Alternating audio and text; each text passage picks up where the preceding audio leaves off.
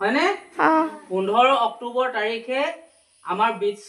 বিশ্ব হাত ধোৱা দিৱস পালন কৰা হয় বিশ্ব হাত ধোৱা দিৱস এই কাৰণে পালন কৰা হয় যে যদি আমি ভালকৈ হাত ধুব জানো তেতিয়া আমাৰ 25% মান বেমাৰ দেহৰ পৰা নাইকিয়া হৈ থাকিব গম পাইছানে সেই কাৰণে আমি সাবুনেৰে হাত ধুব লাগে বা এটো হ্যান্ড ওয়াশ আছে হয়নে হ্যান্ড ওয়াশে হাত ধুব লাগে হাত ধোৱাৰ নিয়ম আছে কেনেকে নিয়ম আছে কি কিটা মই দেখুৱাই দিছো দিয়াচোন এটা সাবুন ললো হাতত ললো নে এটো থোৱাচোন প্ৰথমতে আমি আঙুলি কিটা এনেকৈ কৰিলো দেখিছানে দেখিছা তাৰ পিছত এটো দেখিছানে এফালে এখন হল বুঢ়া আঙুলি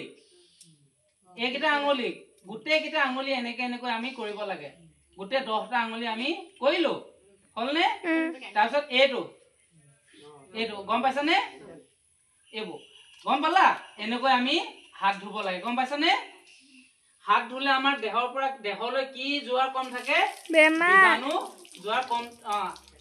এই কাৰণে আজি 15 অক্টোবৰ তাৰিখটোত আজি গুটে বিশ্বই হাত ধোৱাৰ দিৱস পালন কৰিছে হ'ব